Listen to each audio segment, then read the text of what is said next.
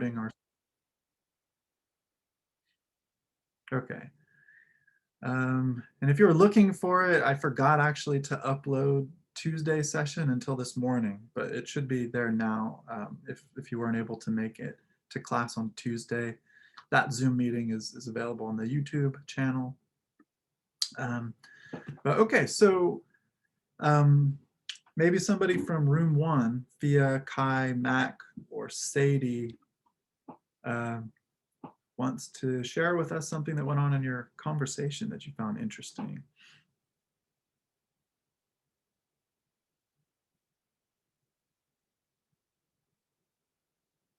I think for the most part, we really discussed about the earth and the world concepts, like in the discussion 2 and 3, those questions. Mainly, I just had like questions on like what other people were thinking about what he meant by earth and world. And then for mainly like the third discussion, how he asks, what is it? When, or in the question it said, can you think of an example of an artwork that might clarify or illuminate his thinking on like displacement? And for me, I thought I was taking it too literal because I was a little confused on that. I didn't know if it meant like displacement as in like when you're going into like a museum, how there's like the object, like the structure of it, and that is what he says earth, I guess. And then the meaning or the history behind it, even though it's not like the exact artifact from before, that is the world, or like the openness, I guess. I didn't know if that would be like a displacement or if that would actually work within like the earth and world.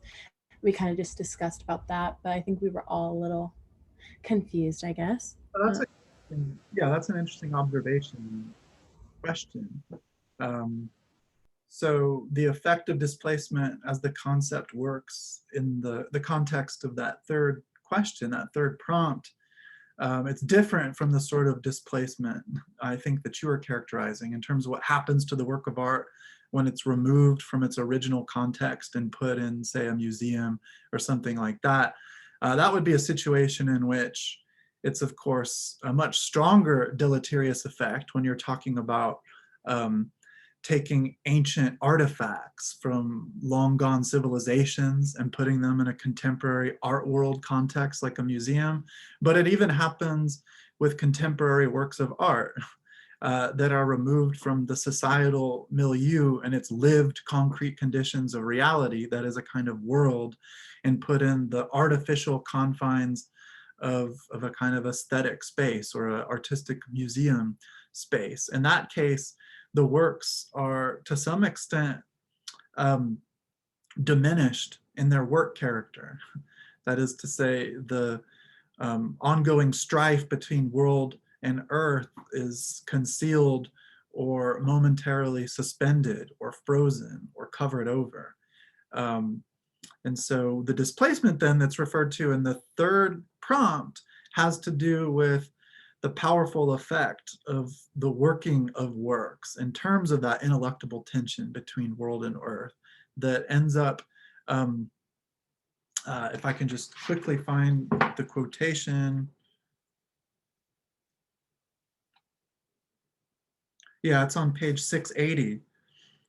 He says, "We believe we are at home in the immediate circle of beings." This is at the bottom of the page. "That which is familiar, reliable, ordinary. Nevertheless, the clearing is pervaded by a constant concealment in the double form of refusal and dissembling. At bottom, the ordinary is not ordinary. It is extraordinary." And so that's a different passage, a different moment in the text, in the unfolding of Heidegger's argument, where he characterizes the effect of this artistic displacement. So displacement here means you as the lived subject are removed from the ordinary everyday conditions in which your relations with other human beings, with animals, with inert physical objects, indeed even with yourself, is suddenly presented to you in a strange light. So this is something that we talked about along with Hegel. Remember that what is most what is closest to us ultimately is really the farthest thing away because it's in its strangeness covered over because of its proximity. Um, so what is actually really strange, we end up ignoring, we end up not recognizing precisely because it's so familiar. And that's exactly what the functioning work aspect, the work being of a given work of art under the power of art itself, which brings together work and artist, is able to affect, is able to bring about. So that's what I had in mind in terms of this displacement. But hopefully that makes sense, but we can talk about that some more. But yeah, what do you, so in connection to the first thing you said, Sadie, what do the rest of you think about Heidegger's idea that putting things in a museum, confining musical or theatrical performances to specific cultural spaces, has the effect of basically divesting them of their ultimate artistic power, the power that they wield ontologically in terms of the beings that they are as works of art. What do you think about that? So there's something less authentic about your encounter of a work of art when you see it in the sort of abstractly purified conditions of a museum or gallery space.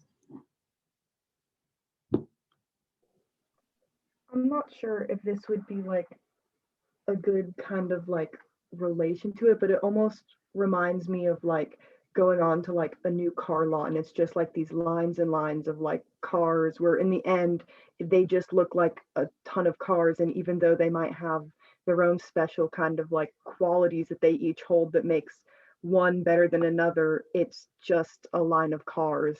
And that's kind of how I feel like he looks at art and museums. That's a really good example, I think. So for those who have, and I trust that all of us have at least once maybe gone to a museum or a gallery space, there can be a moment of sort of unmanageable, overwhelming chaos. Like you don't know where to go first.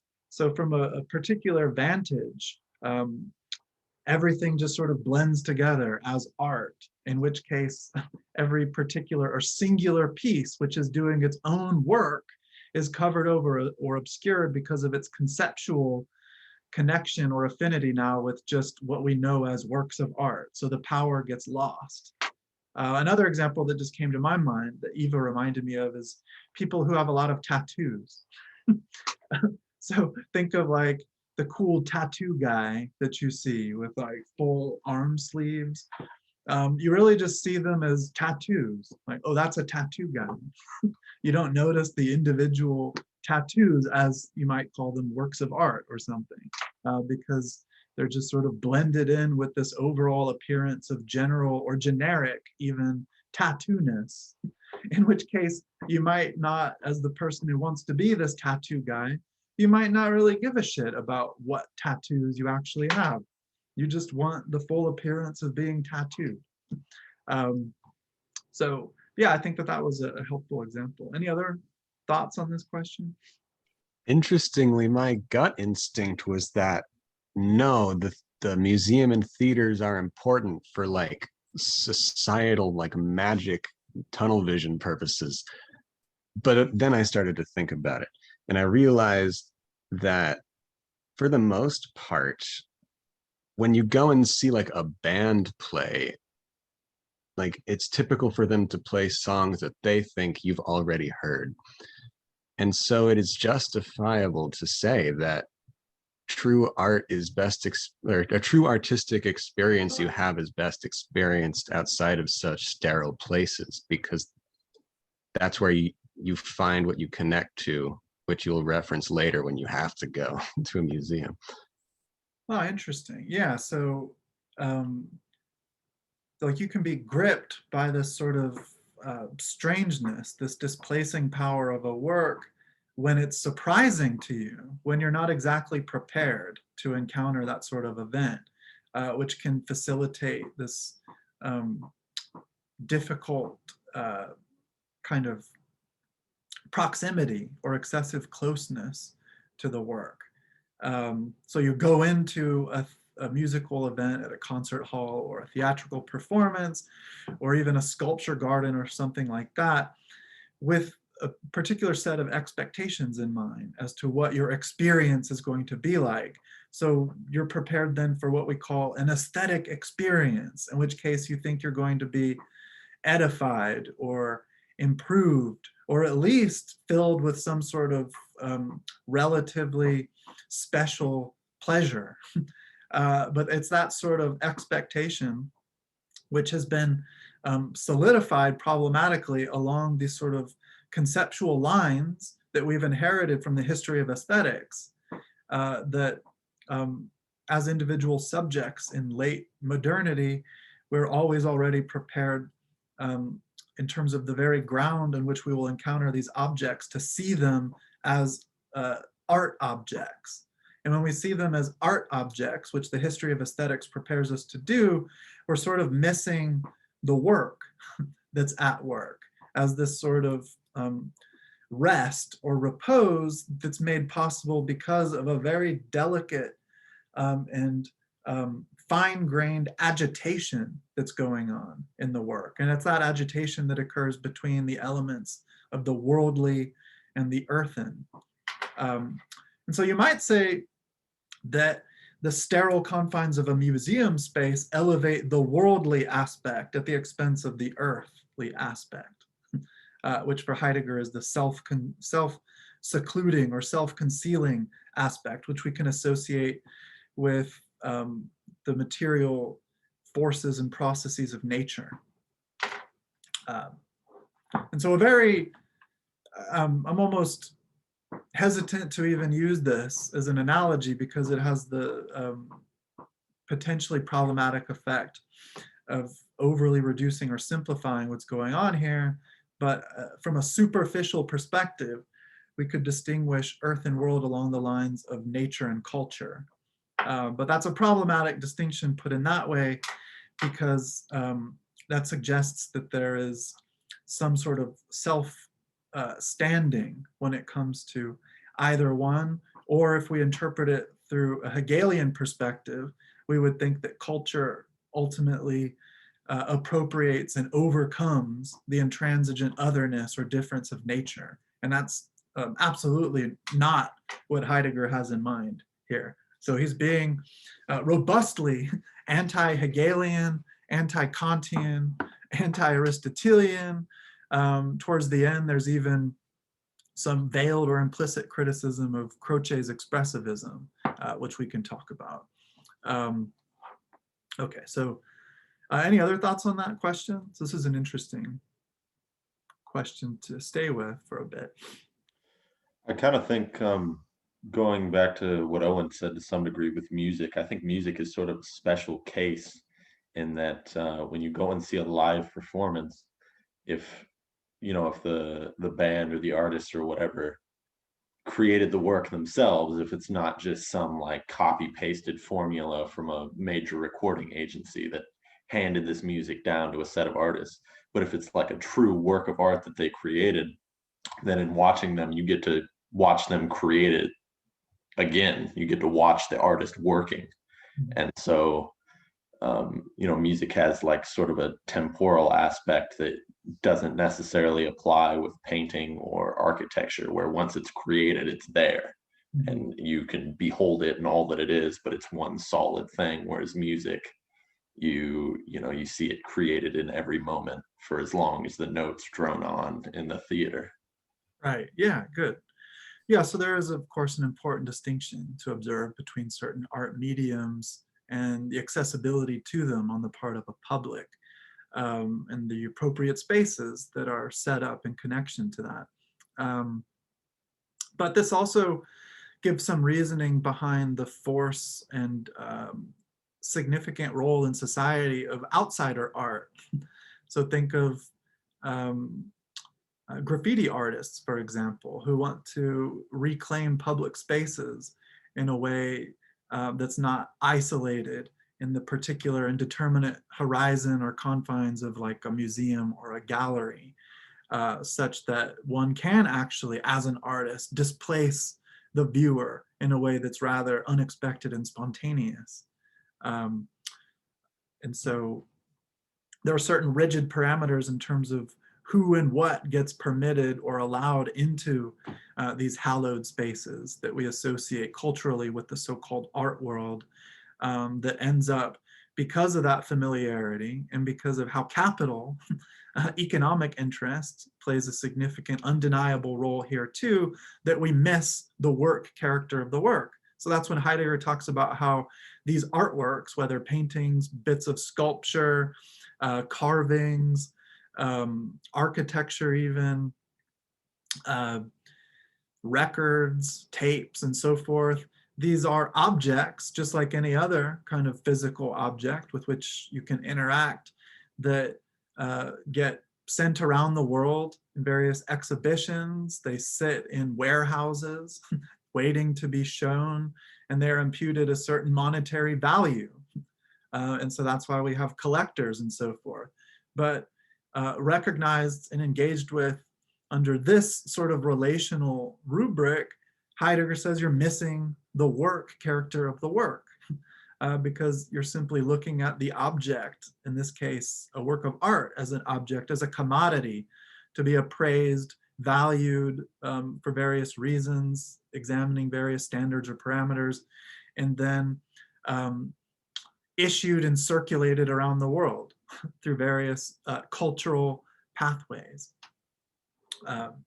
Okay, and that's true. So if you are having a conversation about the nature of art, the nature of objects that we label as art objects, and you talk about the capitalist conditions under which certain works are valued more than others, and privileged for public consumption more than others, Heidegger would say that's not inappropriate. Like, you're calling attention to things that are accurate, that are correct about these art objects. But correctness isn't truth, Heidegger points out.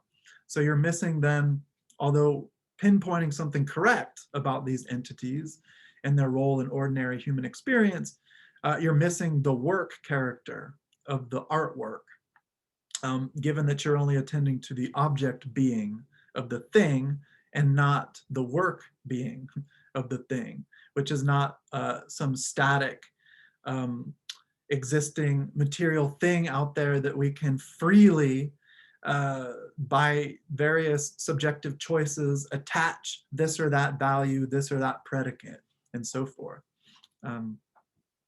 Okay, but what about room 2? So Brianna, Eva, Nehemiah, and I think Owen was in that room as well. Did anything interesting come up in your room that you want to talk about?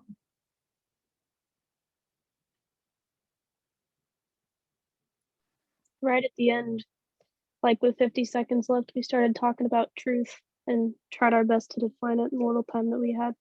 But Owen said something interesting. You were like, the truth is that there's different kinds of truth, and that's the truth that we have to live with, or something like that. I thought it was interesting. I was kind of on a roll. I'm not sure if I have a citation for that, but I was gonna say that we managed to spin ourselves into a kind of slightly tangentially related, but not really, existential tailspin by the end, which was fun. I think what I meant by that was that there's like, I think it might have been you who said, isn't truth subjective? I can't remember, Brianna, but it kind of is, but it also kind of isn't, in the sense that your subjective awareness is part of an objective reality and thus can count as objective, even though it's subjectively experiencing an objective reality. And thus it can make sense to say, like, everyone has a truth, and there's also a truth beyond that, and there's also the truth that other people have truths, and that's a hard truth. That truth is so hard. That's quite a mouthful. So it's certainly the case that truth is operating in a very important way. The concept of truth that Heidegger appeals to is working in a very important way in this essay, and the Heideggerian conception of truth, grounded in the ancient Hellenic view of truth as aletheia, or unhiddenness, unconcealedness, is very complicated, very sophisticated, and I don't expect everyone to come away with an adequate grasp of what's going on there. But there's a part of the text that begins roughly on 678 and extends to 682, 683, that gives in kind of broad strokes Heidegger's analysis of truth, which if you're interested in it, I would recommend one of his essays from the early 1930s called On the Essence of Truth.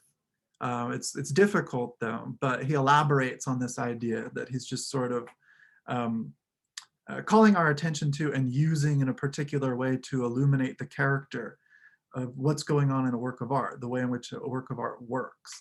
But truth for Heidegger is not subjective and it's not objective. So as you might imagine, Heidegger wants to militate against, he wants to challenge and repudiate that very kind of binary, that kind of setup that we assume or presuppose or take for granted. So he's pushing back against this subject-object distinction. But just because this is so important, and this appears on page 678, what is the dominant understanding of truth that marks contemporary society? So Heidegger's writing this in the 20th century, we're in the 21st century, but the same model, the same philosophical standard as an unchecked presupposition of what counts as true is still in effect. And what is that? So how do we understand truth?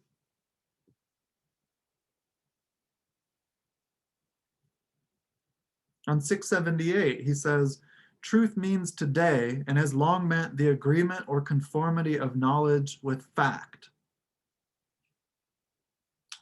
So for those who have taken some other philosophy classes, there's a particular title for this theory or conception of truth.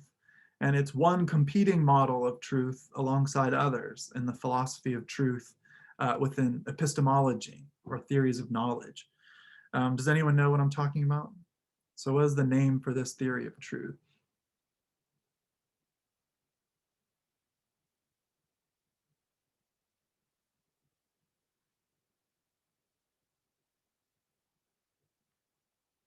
The correspondence theory. Has anybody heard that? So there is the correspondence theory of truth, there's the coherence theory of truth, there's the pragmatic theory of truth associated with American pragmatism. And these are conceptions, competing conceptions of truth that are very much relevant for the methodology of the various sciences, natural or social.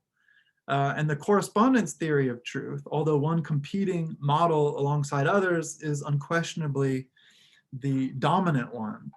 And it basically means that truth is a matter of a relationship between a sentence or a proposition. So when Heidegger uses the term proposition, he's referring to a sentence and some fact or state of affairs out there in the world to which that sentence would accurately or inaccurately correspond. So the correspondence theory of truth says the sentence, the coffee cup is on the table. Well, now, because the coffee cup is on the table, that's a true sentence, meaning that the proposition, the language expressed therein, corresponds to a state of affairs in reality in an accurate measure. But if I remove the coffee cup and I say the coffee cup is on the table, the proposition is no longer true. Does that make sense? So in what sense is that subjective or objective or both? Well, it's subjective in that you could be mistaken. So you might think that there's a coffee cup on the table, but in reality, it's like a hologram or something, right? So there's the subjective aspect of it, and then the objective aspect of it is that there's supposedly something or phenomenon out there in the world, independent, existing in the way that it does, of my relation to it, whether physical in terms of me grasping it as a body, or linguistic in terms of me making statements or propositions about it. So does that make sense? This correspondence theory of truth? But how does Heidegger challenge that? He says, however, the fact must show itself to be fact if knowledge and the proposition that forms and expresses knowledge are to be able to conform to the fact. Otherwise, the fact cannot become binding on the proposition. So, and this is the idea he elaborates in detail. It's strong argumentative length in that essay I referred to before, The Essence of Truth. For me to be able to say that my sentence corresponds to this state of affairs out there in the world, there first must be the opening of a relational context in which the thing itself can stand forth and present itself as what it is, such that I can make the move from my proposition to it. And how does that happen? So he says, I'll go to the bottom of the page. He says, we do, of course, occasionally take the trouble to concede that naturally, in order to understand and verify the correctness or truth of a proposition, so a sentence, one really should go back to something that is already evident, and that this presupposition is indeed unavoidable. So as any good scientist would say, even if we have established by experimental processes some scientific fact, we still have to return to it under differential conditions to verify its truth. And this is why scientists are often mistaken, are shown by history to be mistaken, and they are forced for that reason to revise their truths, their understanding of what the truth is. But then he says, as long as we talk and believe in this way, we always understand truth merely as correctness, which of course still requires a further presupposition that we ourselves just happen to make, heaven knows how or why. So even under that strong scientific understanding of the necessity to verify propositional truths, we're still making a presupposition such that there is an open region in which things can present themselves as what they are and thus demand a particular, in terms of correctness, propositional orientation to it on the part of the subject. Such that I can say, just by observing it without a propositional approach, this is a coffee cup. For that to even happen, for me to say the coffee cup is on the table, I have to first confront the coffee cup before me as an object that in some way opposes me and demands an interpretive understanding of what it is. But then the next paragraph, this is where shit gets really trippy. Like, I've read this essay so many times, and every time I read it, and this is true for a lot of Heidegger, I almost feel like I'm on some hallucinogenic drug, like some crazy shit happens. But he says, but it is not we, so this is to challenge the subjective aspect or thought in terms of the nature of truth. He said, it is not we who presuppose the unconcealedness of beings. So it's not me as a subject who, before the correspondence theory is able to make sense, it's not me as the subject who says, yes, there is the open region in which something like a coffee cup or a computer or a tree or a star can approach me and demand to be perceived as what it is. He says, rather, the unconcealedness of beings, which he names being, puts us into such a condition of being that in our representation, we always remain installed within and in attendance upon unconcealedness. Not only must that in conformity with which a cognition orders itself be already in some way unconcealed. So not only must this coffee cup, in conformity with which my proposition, the coffee cup is on the table, can make it so that my cognition is accurate, It's not only that this coffee cup has to be unconcealed, but he says the entire realm in which this conforming to something goes on must already occur as a whole in the unconcealed. And this holds equally of that for which the conformity of a proposition to fact becomes manifest. So this is what he means towards the end of the essay by the open. There is this sort of open or Offenheit in the German, this openness, which allows beings to confront us such that there is even a space of significance or meaning for a propositional expression to be characterized or interpreted as accurate or inaccurate, as the case may be. And that possibility, the opening of the unconcealed, the very world in which we find ourselves and identify meaningful relations and values, is nothing under human control. It's something to which we have to submit. And our very sense of reality and self-conception and being is tied to that opening. And it's a historical opening, by the way, which changes in virtue of differential conditions through which different historical epochs or worlds are opened up. So for that reason, you can trace the history of being as the self-presentation or opening of the truth of beings as this or that being, along the lines of the history of science and philosophy. So for example, for the Greeks, beings showed themselves as phenomena. That is why they had the very understanding of truth as aletheia. A phenomenon is that which shows itself, is that which appears, and if something appears, then it first had to be invisible in some way. So the Greeks think of truth in terms of this dynamic between concealing and unconcealing, where the concealment is primary. But then transitioning to the Middle Ages, this conception of being has been replaced by Christian theology that had appropriated various metaphysical categories from Hellenistic and Hellenic philosophy.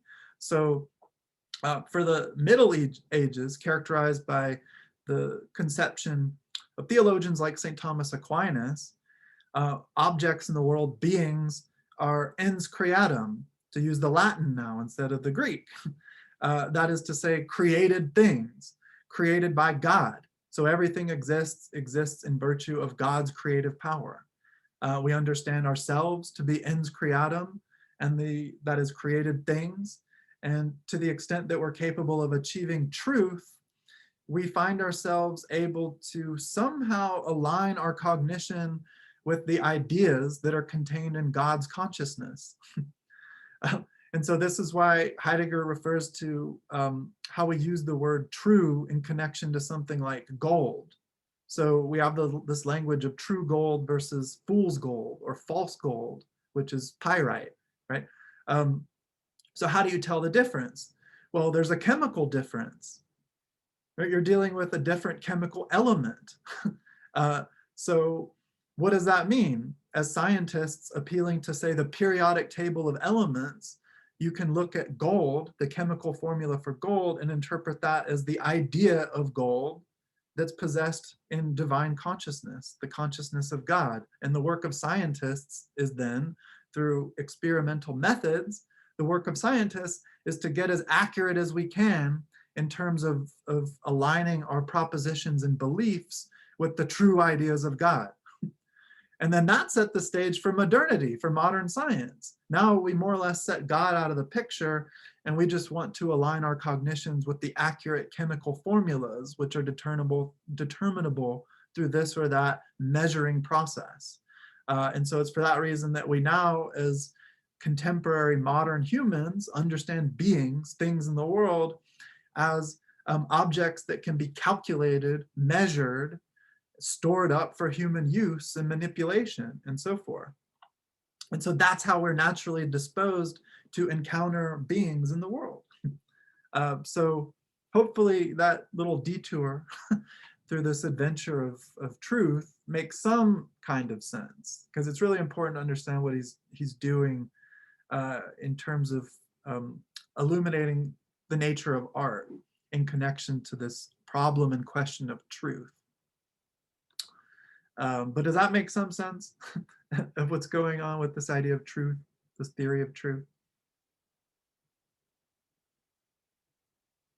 Yes, no, a little bit. Okay. So like I said, it's really complicated, but I hope I've clarified to some extent that it's at least helpful. Lastly, let's turn very quickly to room 3. Do you guys have anything to say? It was a while ago now. Maybe you forgot what you talked about, so sorry about that. But did anything interesting show up in your conversation? I mean, we kind of went more into the first and second prompt. We didn't have much trying to talk about into the third. First one kind of went into the ideas of like what a tool is meant for, what is the purpose of something, I guess. Like, you know, a tool is just a tool, but we assign the role of a tool ourselves. Mm-hmm. Like the tool does not already have that role already assigned to it. We make that tool to be assigned to it. And, you know, the artwork itself is just, it doesn't necessarily have a role of anything. It's just a piece of art. And, you know, it's us assigning roles to things, this and that. We talked about the second prompt going into talking about Earth and the world and how we try and build like the temple to be close to the Earth and try to bring something closest to the truth that we see as the Earth, and try and make something out of nothing to have the purpose of whatever it is, like, you know, trying to build it in the Earth so it is a part of the Earth now, rather than just being just an empty place on top of the Earth. We try and give it meaning of being a part of it. Yeah, good. So that's clearly demonstrated in the stone earthen quality of the edifice itself as the temple, as a structure, as a bit of architecture. It was actually taken from the earth, the stone. Yet this is what he means by the earth in the context of a work of art being set forth as earth. So now we're able, perhaps for the first time, to notice certain qualities or aspects of the particular material, in this case, stone or marble or something like that, which when encountered in ordinary experience in the natural sources of the planet from which these materials are taken for human purposes, they kind of withdraw, they disappear from observation or understanding, whereas that is, they're obscured by the immediacy of familiarity. So you might walk by 100 stones a day in your path, and so pathways of purpose and navigation and sense are that by which we understand world. So you're caught up in your own world as a human being. You have to go to work, you have to go to class, you have to meet your loved one for dinner or something. So you're walking along, you might pass 100, 200 stones or rocks and not notice them at all. Yet in the temple, the stone or the marble is set forth in its stony marble character, catching the rays of sunlight and gleaming for your enjoyment, for your perhaps amazement, noticing some strangeness or compellingness to the texture, to the tactility of these materials, which normally, again, were obscured because of ordinary familiarity. But now they're able to stand forth as what they are. And he makes a similar observation to the effect of colors in a painting. So in a painting, a brilliant red hue or a lovely green or blue or something is able to stand forth in their sensuousness as the red, green, or blue that they are, when normally these predicates or properties of things as visual and color in that way we don't really pay much attention to. But artists, painters, are very much concerned with the sensuousness of colors. So they will create new colors that maybe nobody has ever seen on the spectrum by mixing available colors, perhaps colors that have never appeared naturally. And they allow these colors to stand forth as the sort of properties that they are when usually they wouldn't be thought of or perhaps even noticed in any way. So does that make some sense of where the earth quality is coming in? Good. And so, yeah, what Michaela was saying about equipment, though, to go back to the Van Gogh painting. So the equipment would be, in this case, the example of the peasant shoes that the woman wears to work the fields. As she's working the fields, the equipment, the shoes, withdraw under her body, more or less. She's not aware of them, and she relies on them for the work that she does in carrying out the tasks associated with the openness of the world in which she finds herself. So the work character, excuse me, the tool character, the equipment character of the shoes then disappears in the readiness to hand of the shoes. Just like a carpenter, when making a house, is not aware of the hammer. Or think about, for those of you who, I mean, some of you are musicians, I know, but also think about sports, athletics.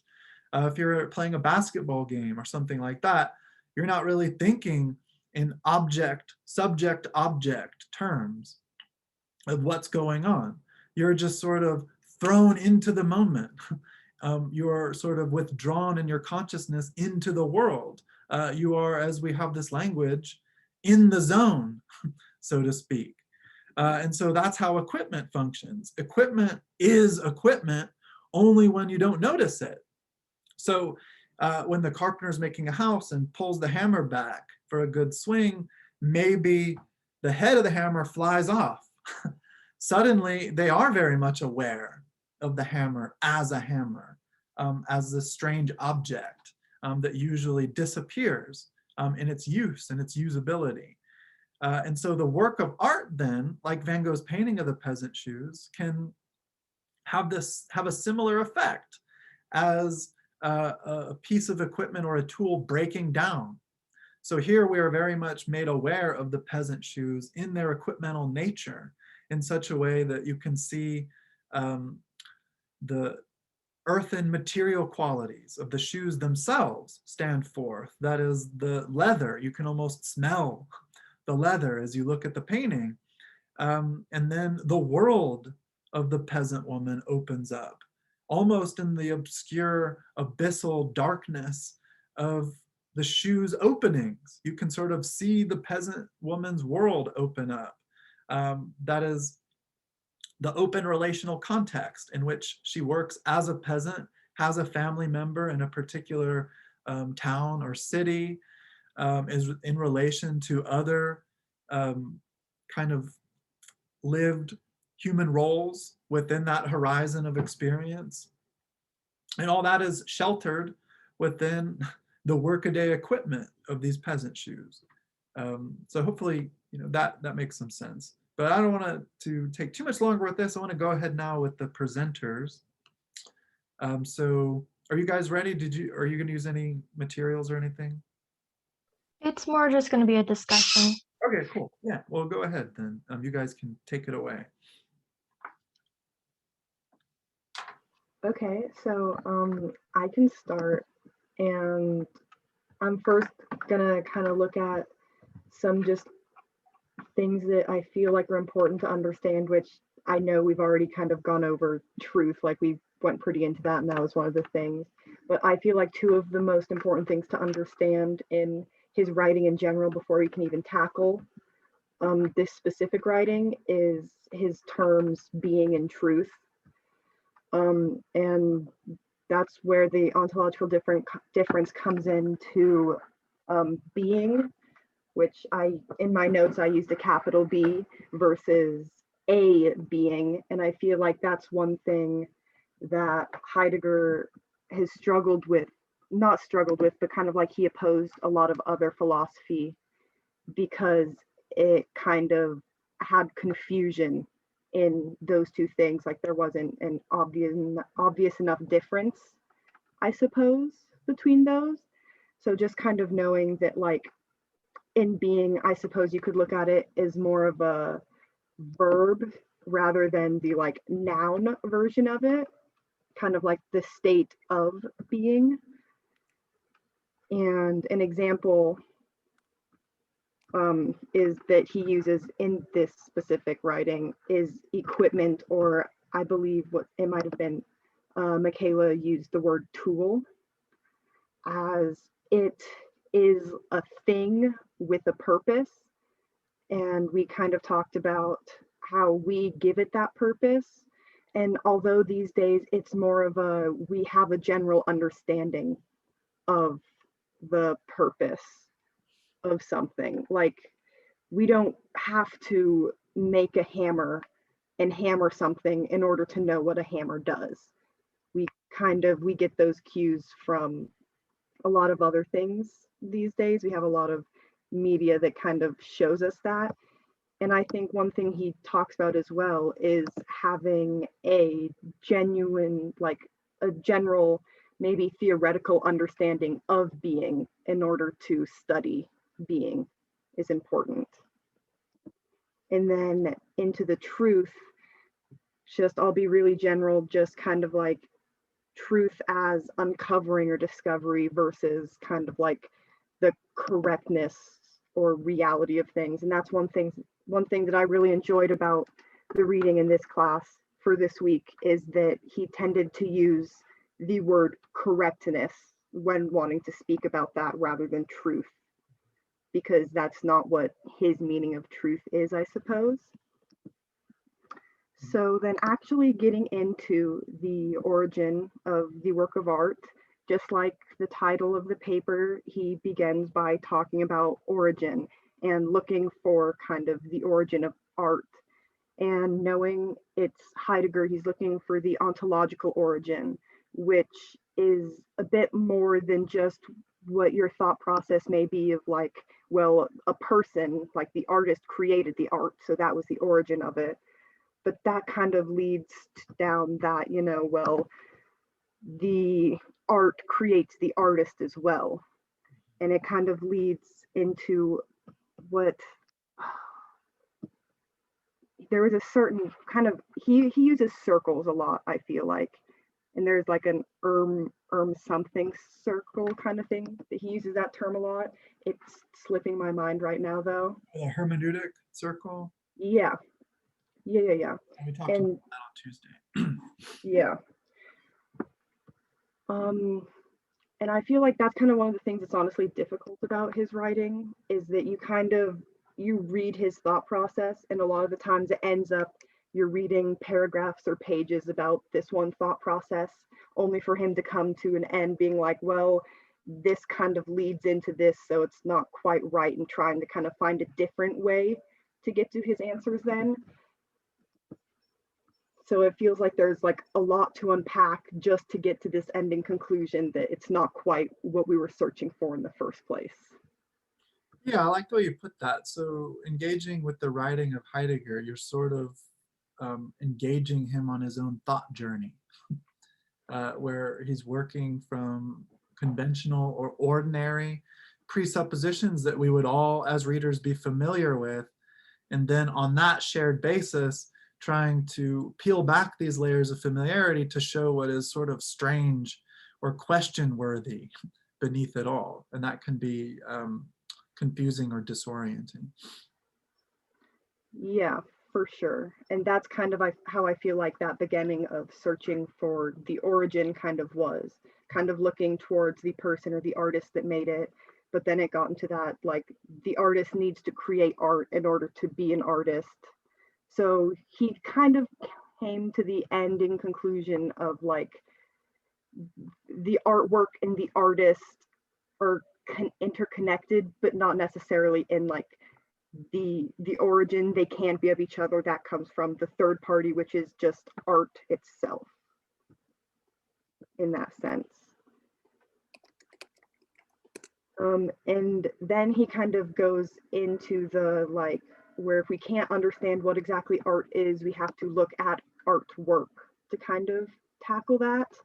And then one of the first things is just that at the end of the day, artworks or pieces of art are things.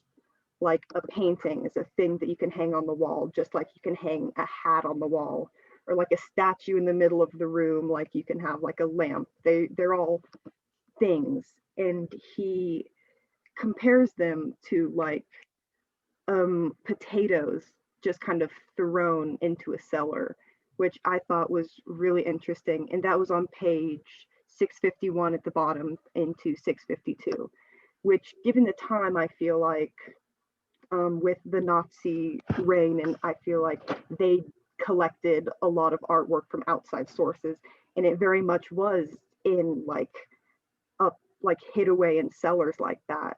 Like they weren't. It was just an interesting connection.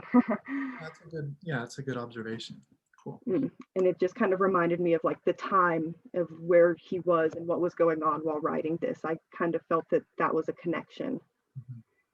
And he kind of put down a few different ideas of what things could be, but he kind of came to the most agreement with Aristotle, where a thing is like formed matter, whatever form the matter takes, which can in turn explain that like thingness that we see in art being that matter that it is made up of.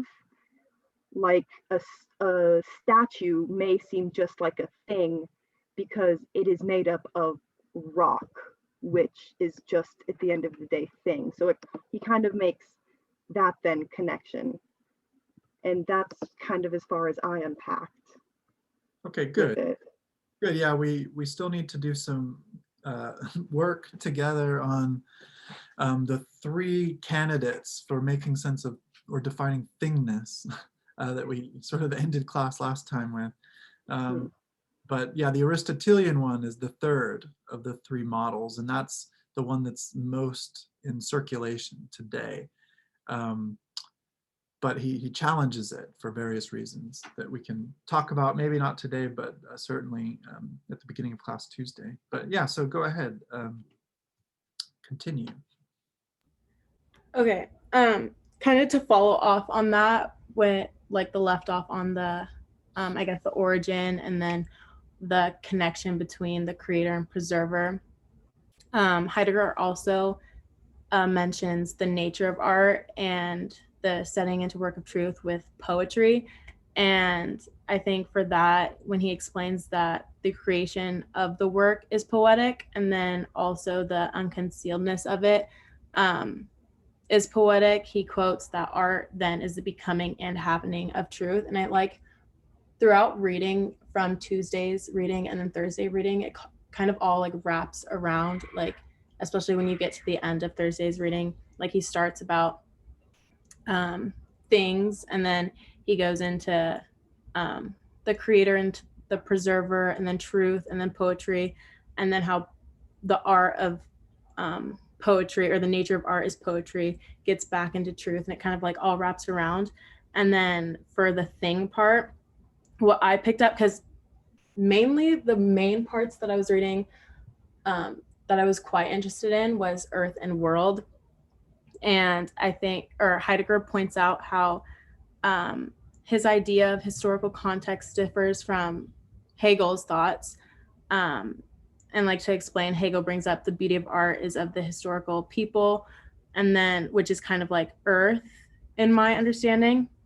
And earth is like the thing that is already it, or that already is, or as Heidegger says, the sheltering agent.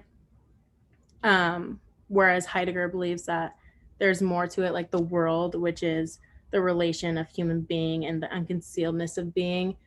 And it kind of just all wraps around like going from truth to being, and then being to truth type thing. And when he describes, or when Heidegger describes it as truth, the creator and preserver, it all comes back wrapped around. And I guess for the earth and world part, Like my first question we were doing in the discussion, I was like having trouble, like when I brought up the museum, like I felt like I was like taking it too literal or taking it the wrong term, but now I understand it. And so I think that like Earth itself is just the structure and it gives no feeling. That like that's Hegel's interpretation, and then Heidegger kind of goes deeper into that. And I think, and that's what I like about, I guess, Thursday's reading, is that it was more in depth on Heidegger's views, and the whole displacement thing, that all like clarified more to me, because that's what I was really like for my presentation. I was looking into Thursday's readings, and it all makes more sense now after the discussion. But yeah, I think overall Heidegger's thoughts on the true origin of the work of art and how it derives from the creator and the preserver, but also how the nature of art, of poetry, is the true origin, and like the world equaling openness. It all comes like first full circle, and it all like circles back to like one point. So who are the preservers then? The idea that comes up towards the end of the reading. Wait, sorry. That's like an important idea that comes up towards the end of the reading for today's assignment. The preservers. I found that the art, so for the art itself, I saw that as the preservers. There was the creator, and then the art itself was the preservers. I didn't see it as like an actual being, but of what the art entails, if that makes sense. Well, I think he has in mind, when it comes to specifically poetry or literature, those who, decades or centuries or even millennia after the work was inaugurated can still in some way access it and read it. But that would be the preservation of a particular world, in which case usually the world collapses or is supplanted by a new world after certain generations or epochs, in which case with the closure of certain worlds, though a work can become silent because it doesn't seem to have any active preservers in terms of those who understand, interpret it, and take it up in their lived experience and enjoyment. So you can encounter maybe some ancient work of sculpture or something, which doesn't speak to you. It just seems impenetrable and incomprehensible and foreign, perhaps even meaningless. But Heidegger would say that's because the world that work effectively opened up and sustained to the extent that it was still working as a work has withdrawn. So the world has closed, yet we still have some vestige of it. And that's the same sort of thing he says about the existing Greek temple. So you can visit Athens now, for example, and see these old sort of remnants. And Heidegger would say that you're accessing remnants of a world that no longer exists, but we can see the traces of it. But he makes a really interesting suggestion towards the end.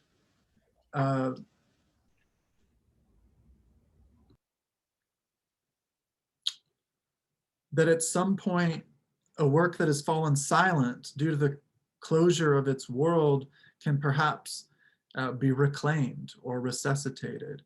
And so for that reason, the oblivion or meaninglessness into which the work falls is kind of active, it's kind of positive, that sets up the work in such a way that when its meaning is restored or renewed, it's not like it was at the beginning, at the historical time of the work's creation, because those years or decades or centuries of silence have somehow played a role in contributing to the being of the work as it now becomes meaningful again.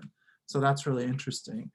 But the idea of preservers is we have those that stay within the open, within that is the world relational context that the work played a role in bringing about in the first place. So hopefully that makes sense. Yeah, that made sense. Okay. Cool. So go ahead. You can keep going. Okay. Okay. So I guess going off of that and how we were talking about like the temple and stuff like that. I guess my final piece was just about how Earth and relates to that temple was, or the temple was like the sheltering agent. And now when you mention like preserving, it's like it's like what's within that shelter is what the world is, if that, and that's what I'm like getting from Yeah, I guess yeah. Those Greeks that existed at the time of the life of the temple as an open relational contexture or world that moved about in the precinct, that visited the temple, that perceived it as a space of holiness. Yeah. They were the original preservers. Yeah, and then how like the creator brings forth the history and the historical world, and it gives feeling the world. Yeah, so I guess the world gives feeling in a way. Yeah, and that's what I have to say. Okay, cool, thanks. So for me at least, a lot of the important stuff and overall thoughts have been talked about. For me, what I kind of like my thoughts just kind of latched onto while reading is the part about if, art is just objects a part of the art business. Like, are they themselves as works, as the works they themselves are they not rather as objects of the art business? And that kind of made me think it's like, we have art that back, more ancient times before we really had a developed art business, they could have been thought as the works themselves, at least in my mind. But because we have, museums all over the place, we have, exhibits, it really seems like we've kind of moved more into that world of just objects of the art business.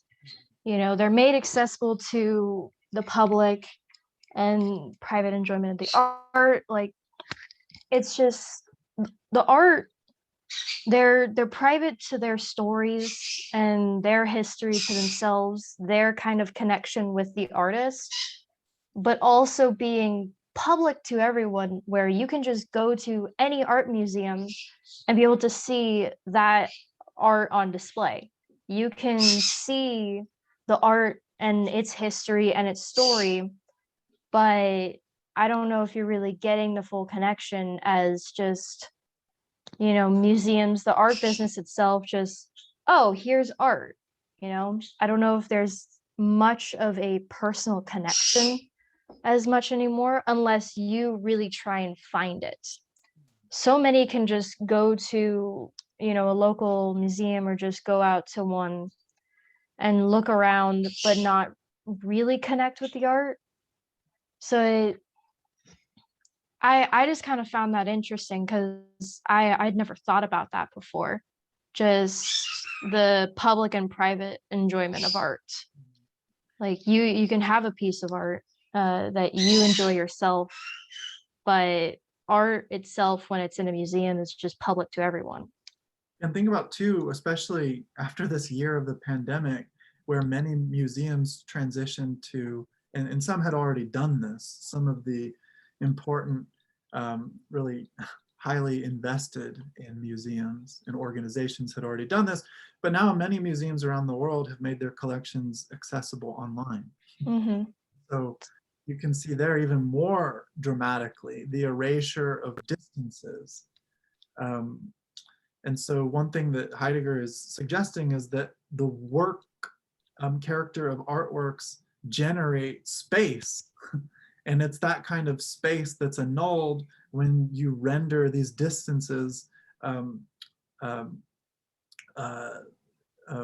non-existent, when they disappear through technological advancements, for example. So you can go to a museum, or you can access a museum online and find artifacts or artworks that have been culled and organized and curated in various ways from all sorts of different places around the world, from all sorts of different historical times, such that those distances, spatial and temporal, have been erased.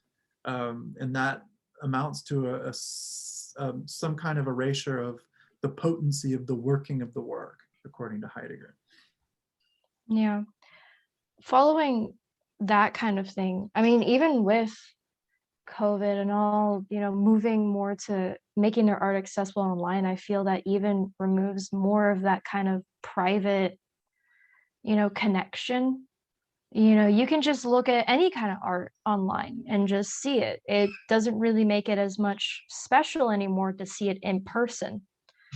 So it removes some of that connection of like, oh, it's like my family a while back, we specifically went to Southern California just to see the King Tut exhibit that was on display while it was still here.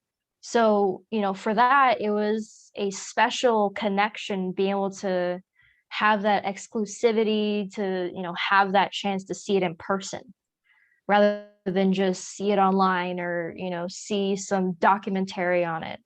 There's that connection to be able to see the artwork in person and connect with it, to have that history with it, and whatever artwork or whatever history along with it, there's that connection there. But as you get rid of that connection, you start just making it more public and accessible, I feel it kind of removes the meaning of it. And following that, like, there's the question of wherein does a work belong? Like, where does a piece of art really just belong? Does it belong in a museum for everyone to see? Does it deserve to be just only, online for anyone to see it? Or does it need to be kept hidden away to preserve whatever specialness it has? What about a temple, does it belong right there? Does it need to be preserved in, some special meaning of it? Or does it just belong to the earth? Any buildings, does it belong to as an artwork to the people, as something to be looked at? Or is it just something that was meant to belong to the earth?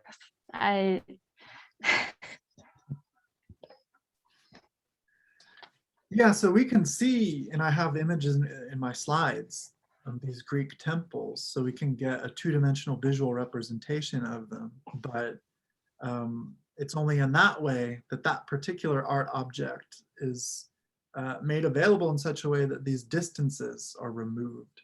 And so it's an altogether different experience seeing those vestiges of ancient Greek temples and other spaces online, and actually going to the world, which is no longer there. So if you were to go to Greece and physically encounter and walk around and really feel these spaces, what would you feel? You wouldn't feel what the ancient Greeks did, because that world is closed. But what's interesting is there you would encounter the closure as such. You would experience that this world existed, and you would get some sense of what it meant. But you would also, in that very same experience, get a sense of how you were cut off from it. And that's some evidence of what Heidegger has in mind when he's talking about truth as a kind of event. So in the case of the opening of the Greek world, which is sustained by the ongoing effect of truth, which is contributed to by the working of the artworks that were created by this historical people, that is now closed. But the closure of it, and this is to speak again to the strangeness of Heidegger's language that can be confusing or disorienting, the closure of the world is opened to us as closed, if you can make sense of that. Yeah, it's open to us being able to reminisce on it, but it's closed to be able to actually be a part of it. Right. So that's why you don't encounter people today who subscribe to some sort of religion in which they worship Zeus, right? Yeah. That Greek. There's not many, that's for sure. You might get some out there, but not really.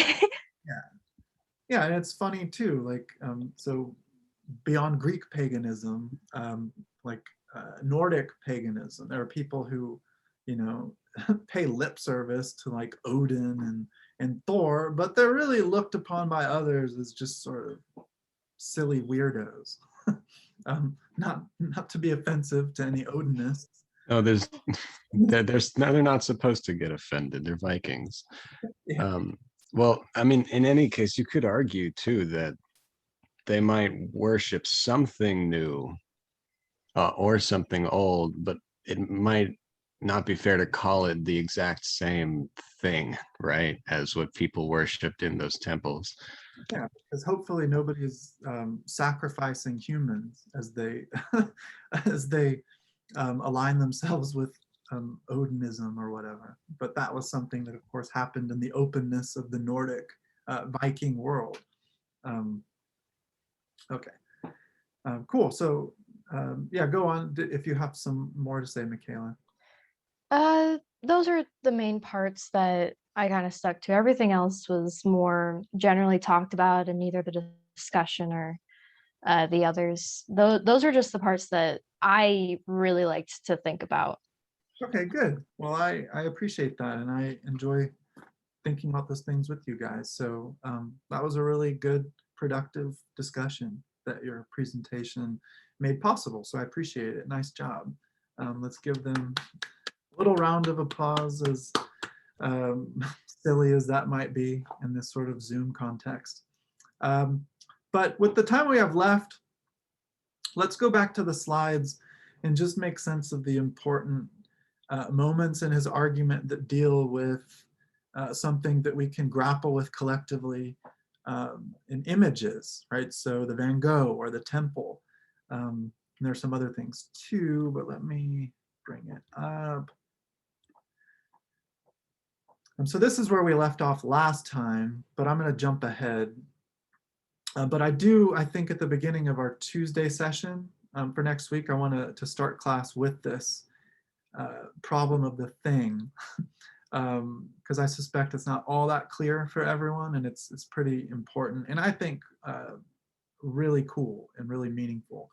But let's jump ahead so that we have an understanding before we go, at least, of world and earth. So I want to jump ahead to the temple example. All right. So here is the vestiges of the ancient temple of Athena, which you can still visit. And so drawing from the text on 680, he refers to this temple. So Heidegger writes, a building, a Greek temple, portrays nothing. So this is something we talked about already, first with Aristotle and then again with Kant and again with Hegel. How is it, if we understand art mimetically, that is as imitation or representation, that architecture functions as art? What exactly is this temple representing or portraying?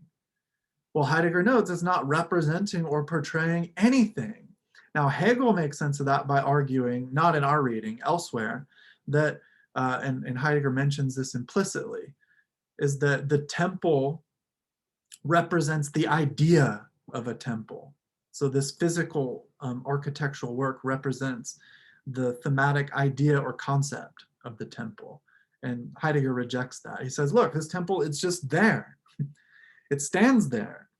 He says it simply stands there in the middle of the rock-cleft valley. The building encloses the figure of the god, and in this concealment lets it stand out into the holy precinct through the open portico. By means of the temple, the god is present in the temple. This presence of the god is in itself the extension and delimitation of the precinct as a holy precinct. The temple and its precinct, however, do not fade away into the indefinite. It is the temple work, so here's where you get a sense of world that's at play in the temple. That's why I have it in blue. It's the temple work that first fits together and at the same time gathers around itself the unity of those paths and relations in which birth and death, disaster and blessing, victory and disgrace, endurance and decline acquire the shape of destiny for human being. The all-governing expanse of this open relational context is the world of this historical people. And that's precisely the all governing expanse of a no longer open relational context, which you can visit now by buying a plane ticket and traveling to Greece and traveling to the site with others in a tour group. You would not be standing in the same world as were the ancient Greeks. And that world is opened up in part by the working of this particular work. So what is it then? The world is the open relational context in which meaning is clearly available, in which there are horizons of sense and significance.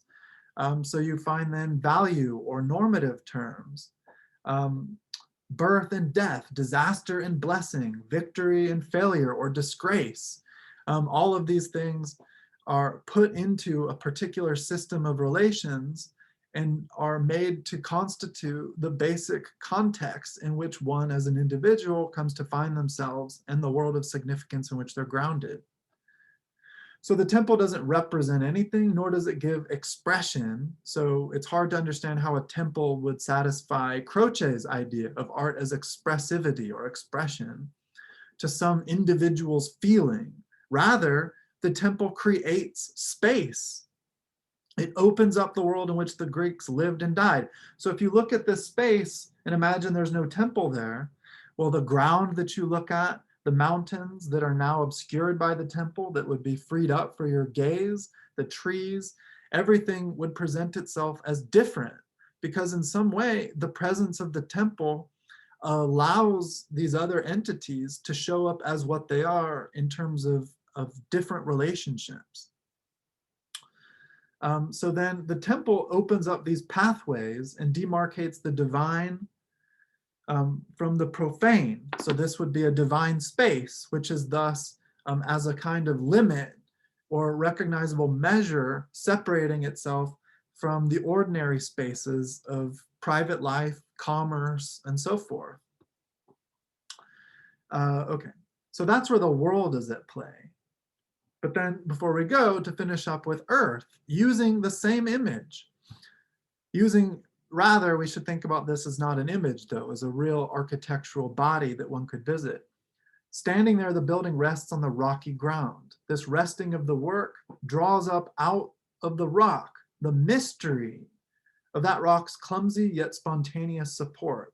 Standing there, the building holds its ground against the storm raging above it, and so first makes the storm manifest in its violence. So if you're huddled in the temple, to try to, in a space of the divine, get away from the violence of the storm, how you perceive that storm, how you experience it is going to be radically different from how you would if you're just in the open or say in your house or a market.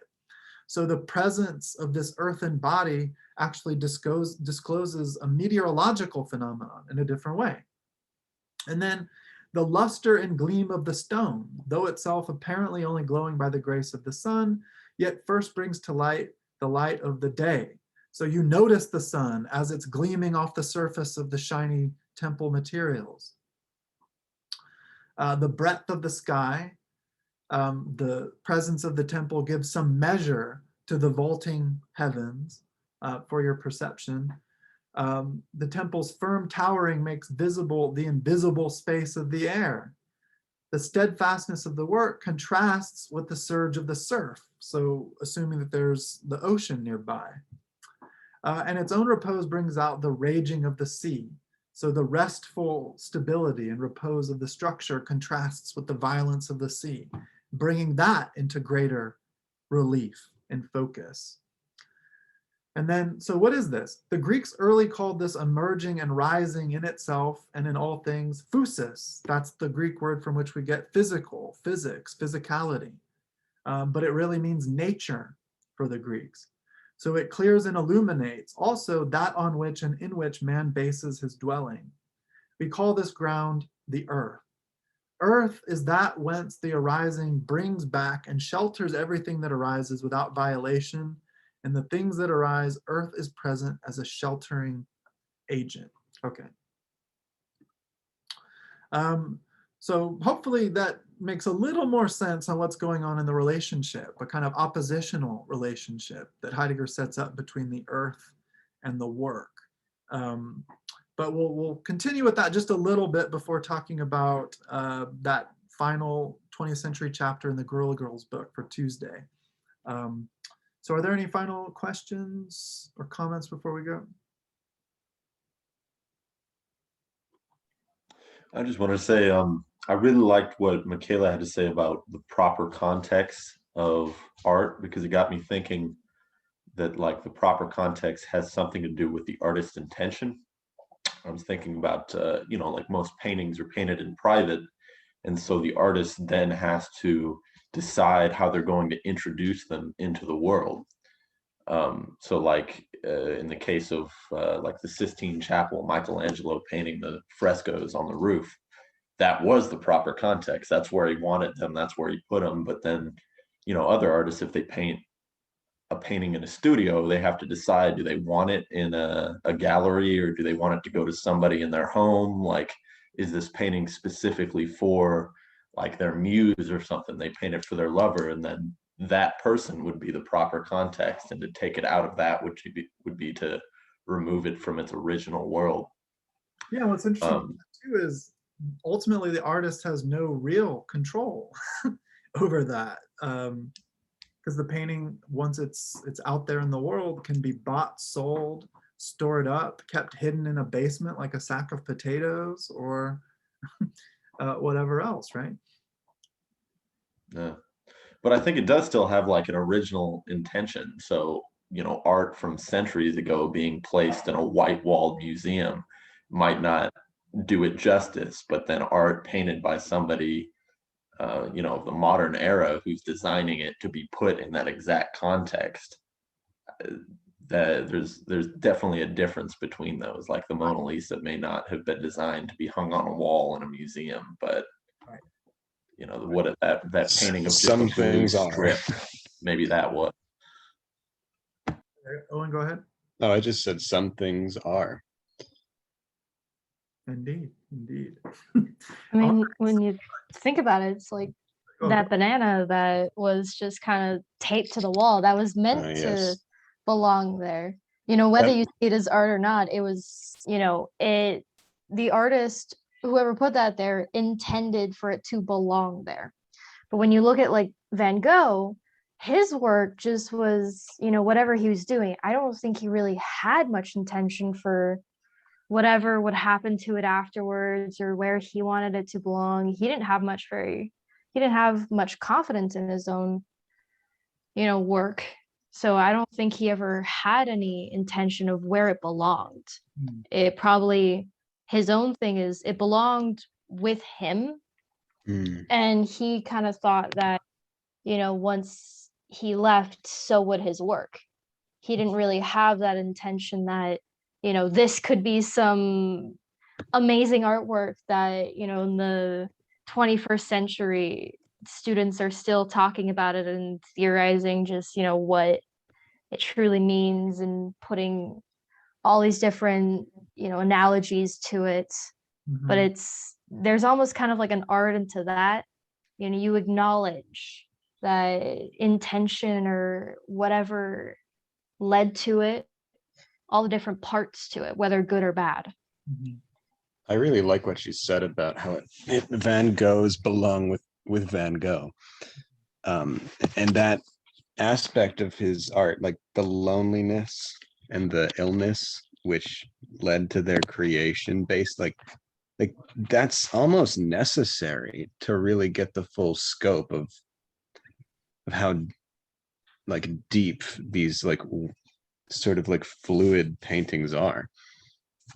Yeah, for sure. Yeah, that's the part why we're still kind of talking about it today, is that because it has more meaning and it actually wasn't intended to, because of the fact that it didn't actually, wasn't created to belong in a museum.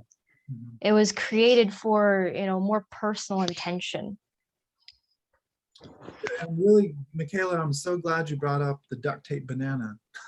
That's to use Yes. to make sense of the shock character of the createdness of a work of art. And that's really shown in the duct tape banana. You look at it and you're like, what the fuck is this? How could this even exist? Why does this even exist? In such a way that it never is brought to mind if you're just thinking of a banana or a strip of duct tape, right?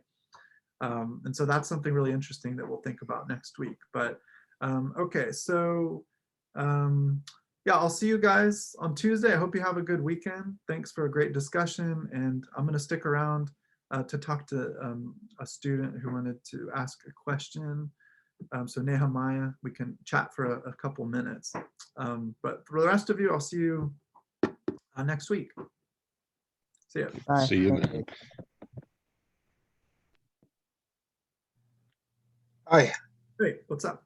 I just wanted to ask, for the discussions, is it okay if I like put in a Word doc or something and email it to you? Or is it too late to send you those? Oh, for the weekly discussion forums?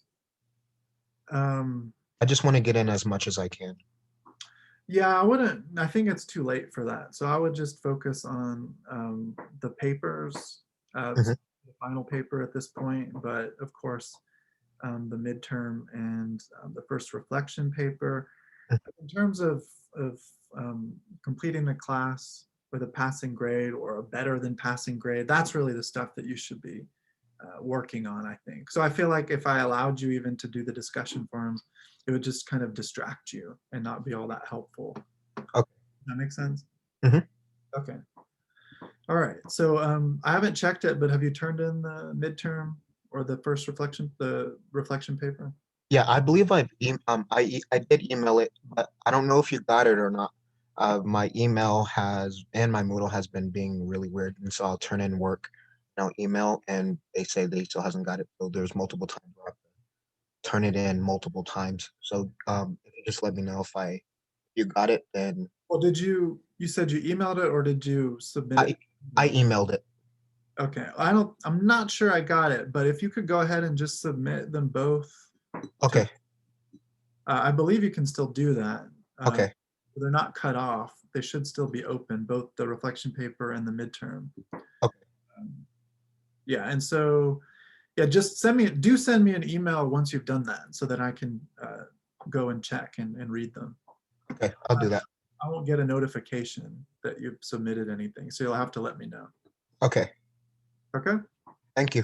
Good? Yeah, no problem. All right, let me know if you have any problems.